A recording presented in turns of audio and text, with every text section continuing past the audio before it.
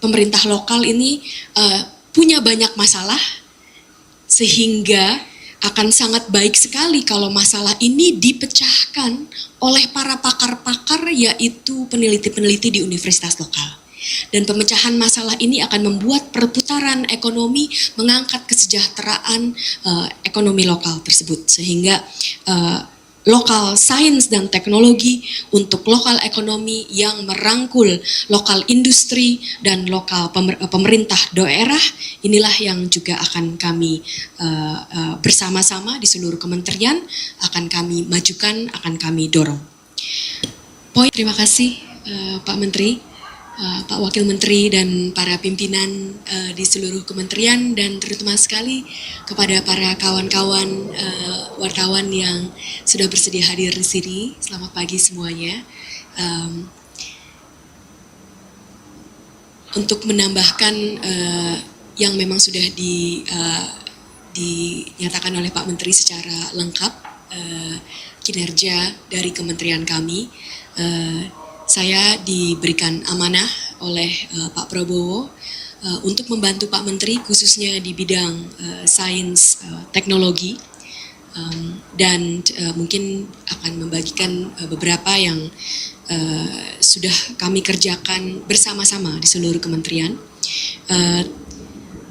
Terutama sekali seperti yang sudah Pak Menteri paparkan, bahwa sangat penting bahwa kementerian kami bertugas untuk membangun ekosistem yang mendukung pertumbuhan sains dan teknologi. Poin pertama dari ekosistem ini adalah di Indonesia kita mempunyai banyak individu-individu yang tersebar di universitas-universitas yang sangat mumpuni. Kita mempunyai ilmuwan-ilmuwan yang sangat mumpuni, yang sangat pakar pada bidangnya. Saya sudah beruntung bertemu dengan banyak ilmuwan-ilmuwan tersebut, dan inilah yang perlu kita bangun, adalah bagaimana kita bisa membangun kondisi yang mendukung pertumbuhan setiap individu tersebut di masing-masing konteks mereka, di universitas-universitas yang tersebar di seluruh pelosok Indonesia. Poin kedua, untuk itulah begitu pentingnya, seperti sudah yang Pak Menteri paparkan hari ini dan sering bicarakan, kita harus mendorong pertumbuhan terutama sekali universitas-universitas di daerah-daerah. Sehingga seperti yang Pak Menteri sering bicarakan, bahwa setiap universitas itu mempunyai keunikan masing-masing. Dan bagaimana kita bisa membuat ekosistem yang sungguh mendorong pertumbuhan dari masing-masing universitas tersebut. Ini juga sangat penting bahwa riset di daerah ini akan membawa pertumbuhan ekonomi lokal.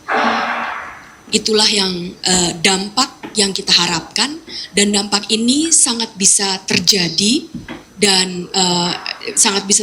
kalau kita pentingkan ekosistem yang mendukung riset di lokal.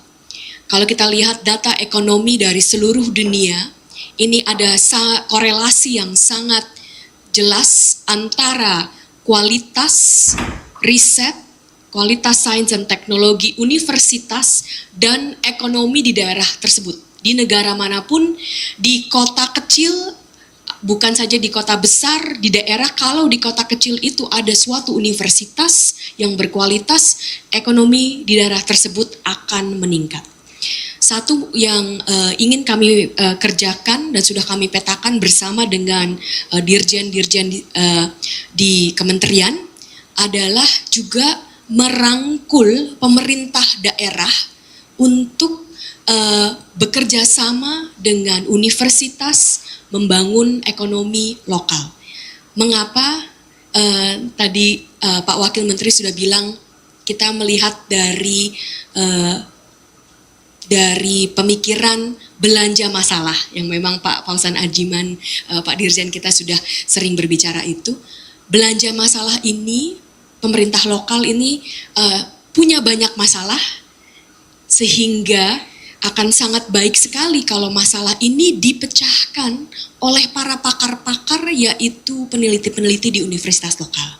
Dan pemecahan masalah ini akan membuat perputaran ekonomi, mengangkat kesejahteraan ekonomi lokal tersebut, sehingga lokal sains dan teknologi untuk lokal ekonomi yang merangkul lokal industri dan lokal pemerintah daerah, inilah yang juga akan kami bersama-sama di seluruh kementerian akan kami majukan, akan kami dorong. Poin ketiga, sains dan teknologi di Indonesia sampai pada saat ini masih ada banyak lapisan masyarakat yang belum bisa menjangkau dan belum bisa mengakses pertumbuhan sains dan teknologi atau pendidikan sains dan teknologi. Oleh karena itu, Pak Prabowo Subianto sejak awal, ini bahkan sejak beliau menjadi presiden terpilih, sejak Februari, itu sudah mencanangkan dan merencanakan bagaimana supaya menumbuhkan sains dan teknologi ini bisa merata dan adil, memberikan keadilan akses terhadap sains dan teknologi. Inilah yang dicetuskan oleh Pak Prabowo, program SMA Unggul.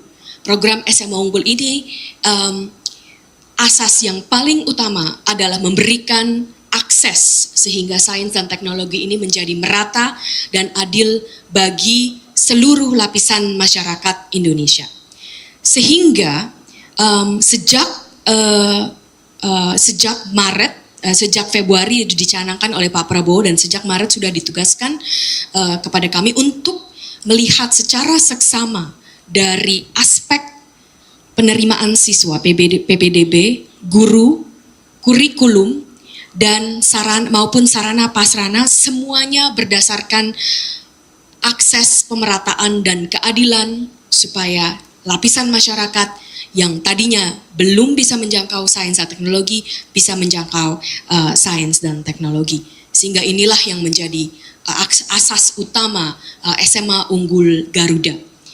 Ini sudah dipelajari dengan seksama, dan penyelenggaraannya yang tadi Pak Menteri sudah bicarakan akan di bawah Kementerian Dikti Saintek untuk mendukung perkembangan investasi sains dan teknologi dalam jangka panjang. Dan kembali lagi, akses pemerataan dan keadilan, bahkan sampai sarana dan prasarana itu akan diperhatikan, akan dibangun terutama sekali di daerah-daerah yang belum mempunyai akses terhadap sains dan teknologi. Itu mungkin 3 poin dari saya. Terakhir yang ingin saya tambahkan, juga senang sekali bisa bekerja sama dengan para kawan-kawan wartawan semua. Kami sangat menyadari bahwa sebagai pelayan publik, segala sesuatu yang kami lakukan tentu saja akan sulit untuk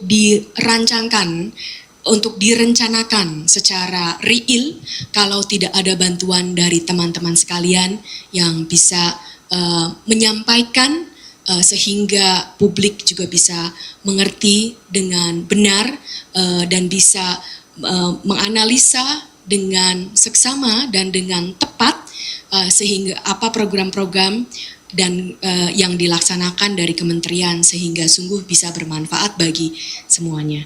Terima kasih sekali atas kerjasamanya dan sangat melihat ke depan kita terus bekerja sama. Terima kasih dari saya.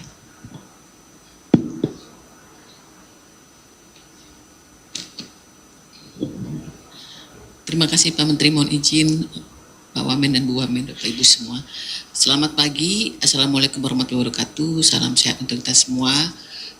Saya tentu saja ditugaskan sebagai Irjen Kemendikti Saintek, memiliki fungsi untuk melakukan pengawasan yang bersifat, difokus pada bersifat early warning system, yaitu dalam mencegah segala bentuk penyimpangan dan juga tetap melakukan yang bersifat watchdog ya, jadi represif itu dalam hal ada pengaduan, dan terkait program-program serta juga yang akan dilaksanakan dalam 100 hari ke depan yang tadi sudah disampaikan oleh Pak Menteri adalah terkait dengan perubahan atau evaluasi regulasi. Tentu saja ini akan kami adankan dengan hasil temuan yang dilakukan Ijen selama ini untuk bidang pendidikan tinggi, dan semoga nanti apa yang menjadi rekomendasi kami tentang pembenahan beberapa regulasi itu menjadi masukan yang sangat positif untuk evaluasi ke depan.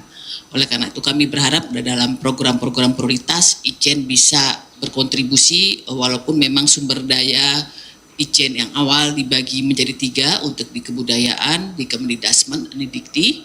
Namun dengan sumber daya yang terbatas kita akan melakukan program prioritas, pengawalan atas program-program prioritas tentu saja dengan lebih mengefektifkan kolaborasi bersama APIP, dalam hal ini BPKP setempat jika memang hal tersebut diperlukan.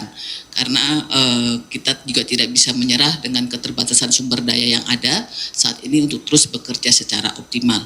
Mungkin dari saya itu saja, Pak Menteri, mohon izin, terima kasih.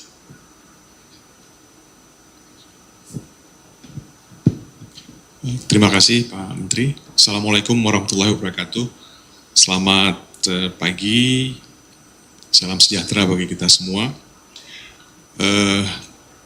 Kami tentu saja akan bekerja keras ya untuk mensukseskan apa yang sudah disampaikan oleh Pak Menteri tadi. Beberapa sasaran strategis yang harus kita capai. Beberapa hal yang barangkali sebagai tambahan. Yang pertama dalam konteks penyiapan sumber daya manusia, di Dirjen Dikti nantinya akan mencoba mendorong agar angka partisipasi kasar pendidikan tinggi kita yang saat ini masih tergolong rendah ya, untuk bisa lebih tinggi. Dalam beberapa studi ada keterkaitan antara kemajuan ya sebuah negara dengan angka partisipasi kasar ini. Kalau kita lihat dari data yang ada, negara-negara maju itu rata-rata di atas 70%. Bahkan Singapura misalnya, Australia sudah 90%. Bahkan Korea Selatan sudah 95%.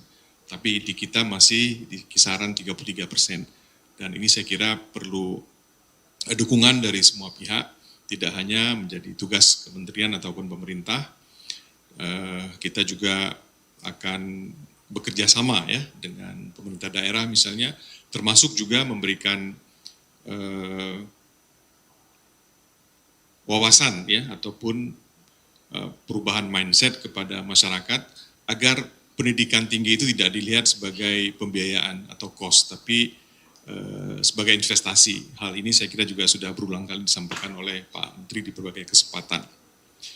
Kemudian yang kedua, tadi sudah disampaikan juga baik oleh Pak Menteri, Pak Wamen dan Bu Wamen terkait dengan bagaimana mendorong agar perguruan tinggi kita itu berdampak ya pada penyelesaian persoalan daerah, nasional dan bangsa gitu. Dan untuk konteks ini tentu saja masing-masing perguruan tinggi punya tantangan sendiri, sehingga memang harus punya keunikan yang juga menyesuaikan dengan konteks yang ada. Dan dengan begitu saya kira persoalan-persoalan yang ada di sekitar ataupun di lingkungan perguruan tinggi, di masyarakatnya dan sebagainya itu nantinya bisa diselesaikan. Dan ini kalau kita akumulasikan ya, tentu akan berdampak sangat signifikan bagi kemajuan bangsa nantinya. Saya kira demikian Pak Menteri, terima kasih.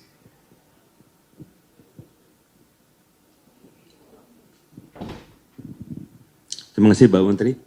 Teman-teman sekalian, jadi ini Pak Menteri ini sama dengan di militer Pak. Kalau kita ingin sebelum melaksanakan operasi militer, kita melaksanakan taklimat. Jadi semacam taklimat tapi dari Menteri Pendidikan Tinggi Sains dan Teknologi.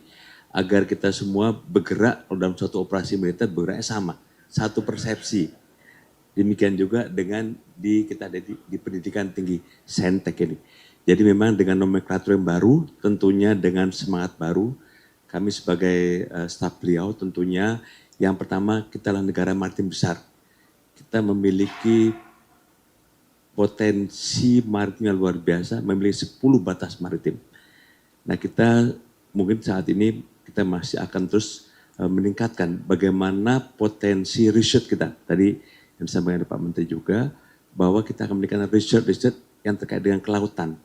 Kemudian teman-teman kita dari Kementerian Pertahanan, dari Angkatan Laut, kemudian dari berbagai rekan-rekan di negara kita ini yang terkait dengan eksplorasi sumber daya alam laut juga perlu kita tingkatkan.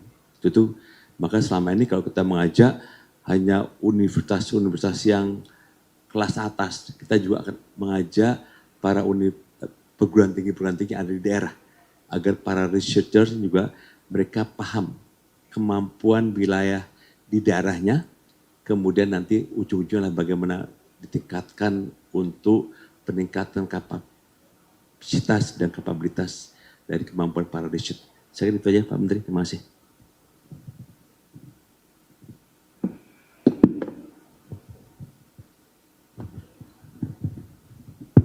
Ya, izin Pak Menteri. Yang pertama tadi bagian saya ini mendukung segala sesuatunya ya tentang sumber daya. Banyak ini sumber daya yang diarahkan oleh Pak Menteri ya, dari kelembagaan, kemudian keuangan, kemudian tenaga kerja ya, SDM, teknologi termasuk PDDikti, kolaborasi, sampai dengan berbicara kerjasama ya. Yang kedua, yang kita lihat dari perguruan tinggi itu ada hal yang baru yang menjadi arahan Presiden yang diinisiatifkan oleh Pak Menteri, yaitu berdampak.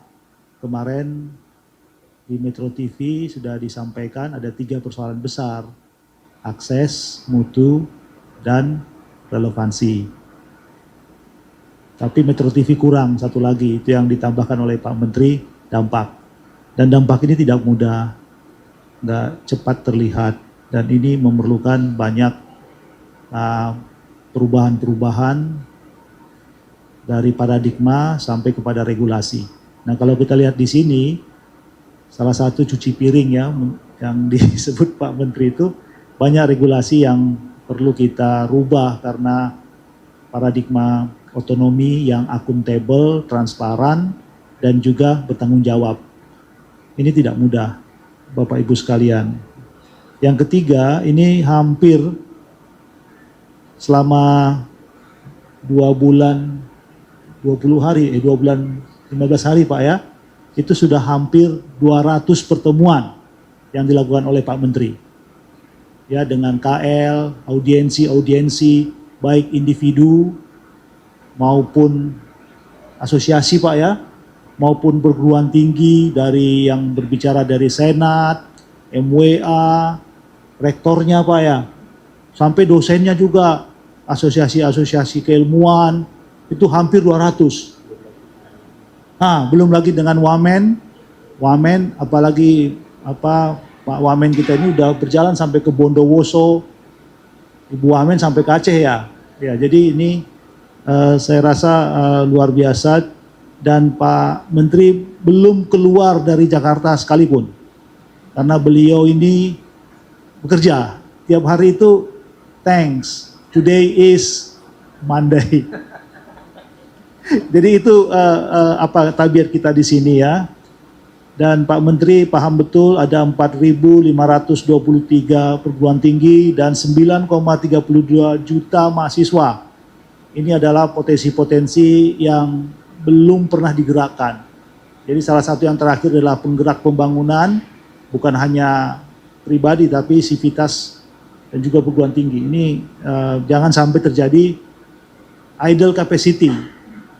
Sebab kata Pak Menteri sudah terlalu banyak sebetulnya aset-aset perguruan tinggi itu dibangun. Mau dari fasilitas, ya Pak ya, bantuan-bantuan luar negeri, terakhir syariah, itu udah besar sekali. Jadi sekarang mereka kita minta untuk keluar, menjangkau, ya, untuk peduli dengan sekitarnya. Nah, dalam kapasitas ini kami akan lanjutkan. Kemarin sudah keluar permen nomor pertama Pak ya. Jadi sudah pecah telur OTK ya, Organisasi Tata Kerja untuk Kemendikti Saintek dan kami akan teruskan itu dan akan masuk ke MOU dengan KL, dengan industri, dan kemudian kami akan kembangkan Renstra untuk 2025 sampai 2029. Demikian Bapak Ibu sekalian yang bisa saya sampaikan. Demikian. Ya, KL Pak ya, kementerian dan lembaga yang lain. Ini sudah ada dalam list, ada 5 ini. Kemarin dengan BKKBN Pak ya, dengan Ibu Wamen, temannya Pak Wamen, Ibu Wamen yang semangat itu ya, dari lulusan UI. Demikian Pak Menteri. Bismillahirrahmanirrahim. Assalamualaikum warahmatullahi wabarakatuh. Selamat pagi, salam sejahtera bagi kita semua. Tadi Pak Menteri menyampaikan di Indonesia kita belum memiliki industri atau sedikit sekali memiliki industri berbasis riset. Sehingga juga jika kita melihat di pasaran, produk-produk dari Indonesia itu masih kalah baik dari kualitas, apalagi masuk harga. Apa yang bisa kita lakukan di Kementerian Pendidikan, Sains dan Teknologi, kami dari Direktorat Riset dan Pengembangan berencana membangun jembatan. Jembatannya itu yang terpenting adalah talenta. Jadi bina talenta penelitian dan pengembangan, baik melalui beasiswa, melalui pelatihan, yang kemudian dibangun 2 pilar. Jadi pilar pertama yang penting adalah pilar publikasi kelas dunia. Jadi dari hasil-hasil universitas, kuantitas itu penting tapi tidak kalah penting adalah kualitas. Sedangkan pilar yang kedua adalah pilar produk. Produk ini bisa bersifat fisik atau juga layanan. Tapi yang terpenting adalah produk-produk yang pertama adalah yang bisa mensubstitusi impor. Jadi kenapa diperlukan riset? Karena dengan riset kita bisa meningkatkan nilai tambah. Misalkan saja kemarin di Bondowoso bersama dengan Pak Wamen, kalau tidak menggunakan riset, sawah itu bisa digarap hanya dengan hasil sekitar 5 ton per hektar. Dengan menggunakan riset, menggunakan pertanian berbasis riset organik, itu bisa meningkat menjadi 8 ton per hektar. Belum lagi di hilirisasi, di nikel yang harganya cuma $1 per kilogram ketika itu masih menjadi bahan mentah, setelah menjadi baterai itu hampir 600 atau 700 kali lipat. Nah, bagaimana kita bisa membangun nilai tambah ini diperlukan kerja keras dan yang tidak kalah penting adalah sebetulnya kemitraan.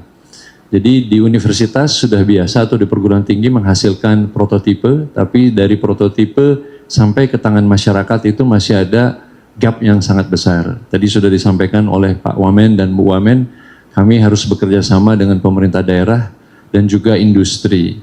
Beberapa hal yang sedang kami laksanakan adalah tentunya di ketahanan pangan. Ini sangat penting meningkatkan nilai tambah, terutama dalam hal produktivitas benih melalui teknologi genomics misalnya, dan juga optimalisasi lahan. Ini bisa menggunakan IoT dan juga kecerdasan buatan. Di bidang energi terbarukan, salah satu yang sudah disampaikan oleh Pak Menteri adalah mobil nasional. Sebetulnya mobil nasionalnya itu satu produk yang di dalamnya terdapat banyak sekali faktor teknologi, salah satunya terutama elektrik atau elektronika, dan di dalam elektronika ada yang dinamakan semikonduktor. Jadi kami sedang juga mengembangkan bagaimana dari sisi pendidikan dan juga dari sisi teknologi agar kita bisa membuat semikonduktor sendiri. Ini hasilnya bisa misalkan menjadi drone dan juga hasilnya bisa menjadi baterai management system yang terus kami kembangkan. Yang terakhir adalah mengenali belanja masalah. Jadi setelah belanja biasanya kita tidak hanya belanja masalah tapi juga perlu belanja obat ya Pak Wamen. Nah, belanja obatnya itu kami akan melakukan pendanaan yang tidak hanya berbasis topik atau produk, tapi pendanaan yang berbasis masalah. Tetapi yang terpenting adalah siapa yang membuat masalah ini harus menyertakan semua pihak. Jadi pihak dari universitas, dari industri, pemerintah. Kami sekarang sedang menggalakkan beberapa focus group discussion untuk mendapatkan masalah-masalah dan akan kami sortir menjadi masalah-masalah penting dan masalah urgent bernilai tinggi. Di situ nanti pendanaan kita yang masih terbatas ini akan difokuskan untuk menyelesaikan masalah. Ini juga untuk meningkatkan kerjasama multidisiplin. Demikian yang bisa kami sampaikan dari Direktorat Jenderal Riset dan Pengembangan. Terima kasih. Wassalamualaikum warahmatullahi wabarakatuh. Terima kasih Pak Menteri, Pak Wamen dan Bu Wamen, Bapak Ibu semuanya, para wartawan dan para pimpinan di Kemendikti Saintek. Assalamualaikum warahmatullahi wabarakatuh. Selamat pagi semuanya. Tugas kami di Direktorat Jenderal Sains dan Teknologi ini adalah mensukseskan program pemerintah yang sudah disampaikan oleh Pak Presiden dan juga yang tadi sudah disampaikan oleh Pak Menteri dan juga Pak Wamen dan Bu Wamen. Intinya sebetulnya di tempat kami itu ada 3 direktorat yang tugasnya itu yang pertama itu adalah mencipta siswa unggul dan inklusif, itu di Bina Talenta Sains dan Teknologi. Terus yang kemudian yang kedua itu mencipta guru yang unggul, itu di pembelajaran sistem dan strategi pembelajaran transformatif. Dan yang ketiga itu adalah menciptakan manfaat iptek yang unggul dengan menjawab persoalan yang ada di masyarakat. Jadi itu yang ada di dalam diseminasi dan Direktorat Diseminasi dan Pemanfaatan Sains dan Teknologi. Tadi juga sudah disampaikan oleh Pak Menteri bahwa sains dan teknologi itu diantaranya ditujukan untuk mempercepat transformasi sosial, ekologi, dan ekonomi yang berkelanjutan. Dan karena itu fokus teknologi di sini bukan sekedar teknologi yang sifatnya besar, kalau umpamanya kita dulu mendengar N250, satelit, listrik, dan sebagainya, tetapi juga hilirisasi pengetahuan dan teknologi yang diantaranya adalah peningkatan kerjasama dengan dunia usaha, dunia industri, dan juga beberapa teknologi yang saat ini sudah dilakukan dan dikembangkan oleh masyarakat kita. Di antaranya sebetulnya yang sudah dilakukan, ini kebetulan saya membawa beberapa kerja yang dilakukan oleh teman-teman Dudi tahun yang lalu tentang beberapa riset yang dilakukan yang mencoba menjawab beberapa persoalan yang ada di UMKM dan yang ada di masyarakat. Misalnya adalah circular economic lewat limbah ternak yang dilakukan misalnya di Blitar, kemudian mesin ice cube 1 ton di Madiun, kemudian ada lagi misalnya cetakan velg material baja. Jadi itu diantaranya beberapa persoalan yang ada di masyarakat dan dipecahkan oleh kampus dan juga para peneliti kita di masyarakat yang kemudian manfaatnya langsung terasa oleh masyarakat kita. Nah, diseminasi itu seperti di dalam buku ini dan juga mungkin pemanfaatan yang lain itu nanti akan membutuhkan kerjasama dari teman-teman wartawan sehingga akan diketahui dan direplikasi oleh tempat-tempat yang lain dan masyarakat yang lain yang ada di Indonesia selain dari tempat produksinya itu. Jadi invensi dan inovasi yang diciptakan oleh anak negeri kita itu harapannya dengan bantuan dari teman-teman wartawan dan kita semuanya akan banyak bermanfaat dan diketahui oleh masyarakat dan akhirnya bisa menyumbangkan kepada transformasi sosial ekologi dan ekonomi yang berkelanjutan di dalam pemerintahan kita. Itu saya kira dari saya. Terima kasih. Assalamualaikum warahmatullahi wabarakatuh.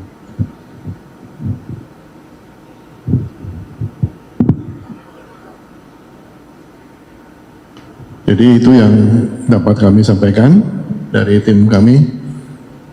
Silakan kalau dari media yang tanyakan. Ya, baik Pak Menteri, izin kita akan buka termin pertama 3 atau 4 pertanyaan.